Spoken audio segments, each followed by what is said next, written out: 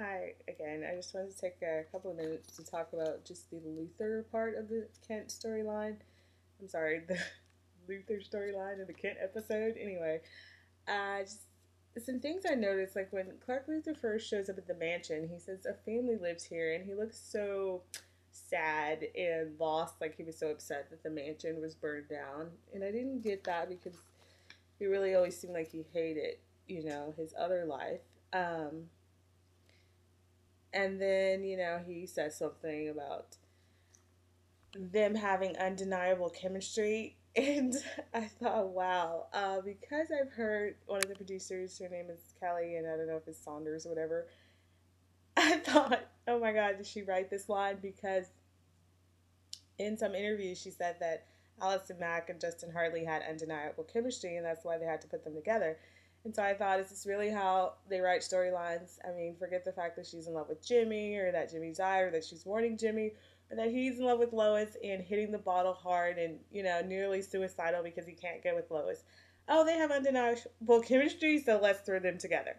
And so it seems to me that this particular producer has a fetish, sorry, a thing for Clark and Tess, regardless of if it makes sense. I could just see them in a meeting going, we should put Clark and Tess together. And someone else goes, wait a minute, this is Superman. He's with Lois Lane. Oh, yeah, that sucks. Well, couldn't we do like some Red K thing where he hits on Tess? And then the person goes, well, Clark really does what he wants when he's on Red K. And like, even though he kissed Lois or he went after Lana, it's like deep down that's what he wants. So do we really want to imply that Clark really wants to be with Tess? That might not be good. Oh, okay, well, let's create an alternate world so he can make out with Tess. Ooh, and wouldn't it be even sicker if she was his sister? Oh, wait, but people might not be big on incest. So let's make it so the Tess that he's making out with is the real Tess and not the sister he was raised with. Oh my God, this is so brilliant. Anyway, that's my thoughts on them. So anyway, the undeniable chemistry line just had me going, wow, straight out the mouth of someone who's into Clark and Tess. And then he meets her. Oh, sorry. He brings her a dress and tells her to put it on for him. And she shows up. Then he gets close to her like he's gonna kiss her, and Tess leans in to kiss him. And I thought, wow, Tess, really, are you this pathetic? But I know a lot of people say, oh well, because I said, okay, Tess has feelings for Clark. It's obvious to me. But a lot of people say, oh no, she doesn't think of Clark that way. Yet in Luthor, we saw her kissing Clark. She did not know he was not Clark. And anyone who says that, that's just not true. She thought it was Clark Kent. She was making out with him. And then when she felt the scar, she realized it wasn't him. And that's when she stopped. And this to me is why I know that Tess is not a good person. Because if someone starts kissing you and they have a girlfriend who, like, it's not like, oh, back off. Hey, like, even if it was Clark on Red K, instead of just taking advantage of the situation, which is what Tess was doing, she didn't say, hey, Clark, what's wrong with you? Or what about Lois? Nothing. She was just completely selfishly making out with him because that's what she wants to do. And that's fine, but don't pretend that she's also a good person. I mean, I don't care if Tess is a bad person or wants to make out with Clark. That's fine. I just thought it's funny that she leans in to kiss him and he kisses her on the neck, which I'm like, he's totally controlling her. Like, when he came to the mansion, he seemed kind of like a little bit pathetic. Or when he was with Lois, it was just like he was a little too not in control, But with Tess, it's just like he completely controls her because he's used to sleeping with his sister. Which also brings me to another fact. There are some fans who were like, oh my God, they're totally shipping, quote unquote, alternate Clark and Tess Luthor. Because, oh, they're so hot, siblings doing it and everything. But they're like acting as if he had feelings for her, as if he wouldn't sleep with any woman in a 5-mile radius. Like he woke up with 2 hookers. I thought it was pretty evident that he didn't have feelings with her. And if you thought that he did, why is it that he left his sister Tess, wherever the hell she was, and came to find her double? Like, he doesn't even care that she's not the woman that he's supposed to care about. It's just like, you're a Tess, you will do. It's ridiculous.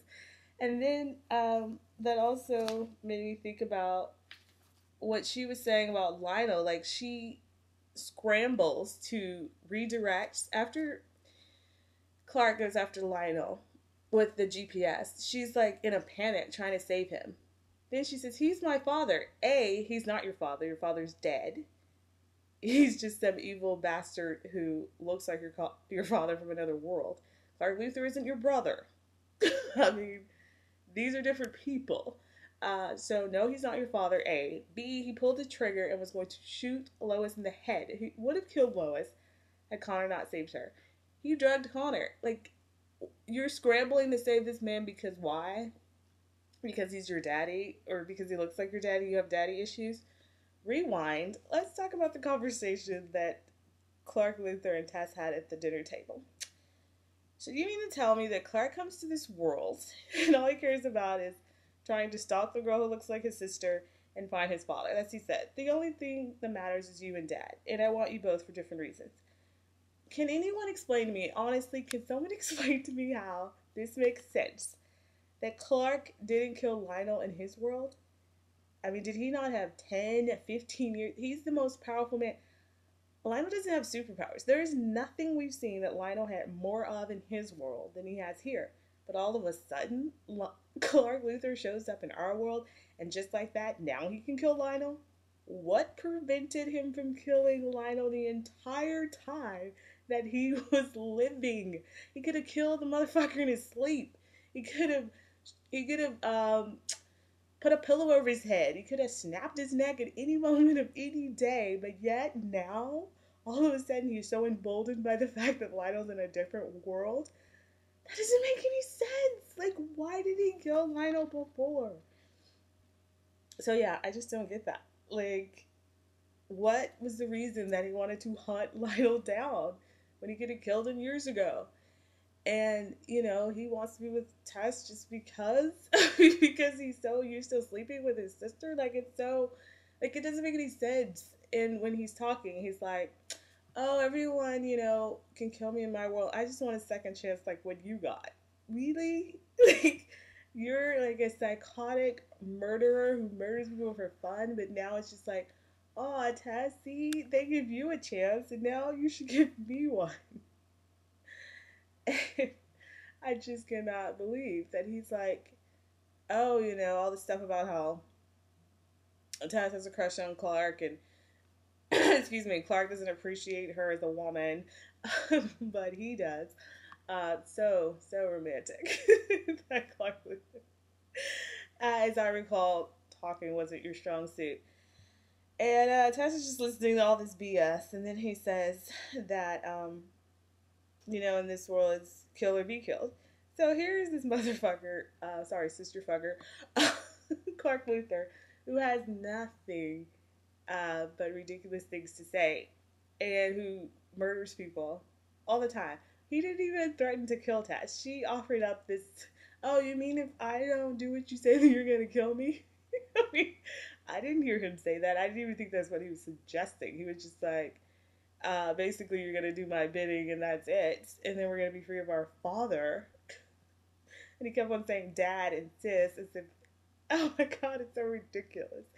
And I get it. It's like, it's not incest because he's adopted. I'm sorry. When you're adopted, you're a part of a family. "Oh, but it's not incest because she's not his sister, Tess."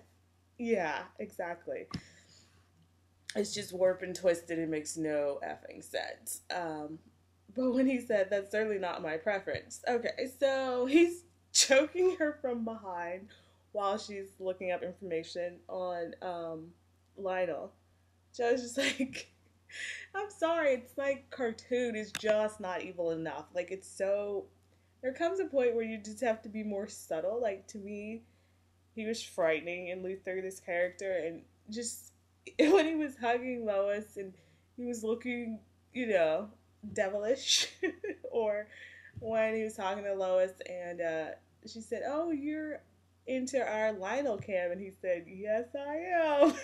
He said, like, there was something going on, but with Tess, he's just choking her. It's foolish. Like, he should have been standing there, staring at her, something disarming, something alarming, where it's like you don't know what he's gonna do. I mean, I guess holding her by the throat, he could have snapped her neck at any moment.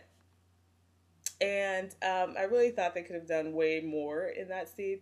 I know we already had the Connor throwing Lois into walls, straddling her like he was going to rape her. Like, to me, I could have seen Clark Luthor doing that to Tess, and it would have made more sense for that scene, but I guess been there, done that. But it was just like, okay, he's kind of, sort of threatening her.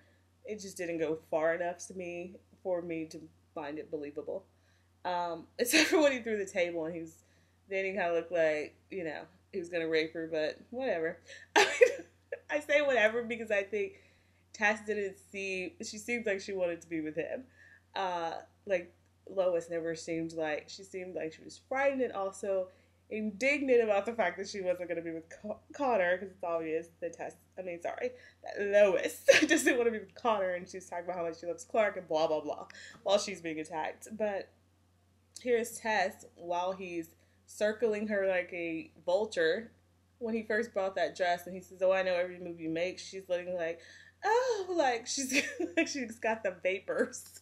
Like, oh my god, like she's really so enamored or so enticed to be with this guy who's a psychotic murderer. Yeah. And then when he throws her out the window, holds her out the window, she says that I really do want a life with you.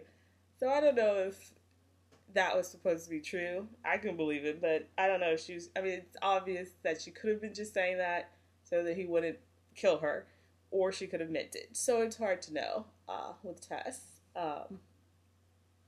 Which just makes me just think, wow, they've done a really bad job with her character. So, like I was saying, I don't know why Clark didn't kill Lionel before. I don't know why there's a, a Lionel cam?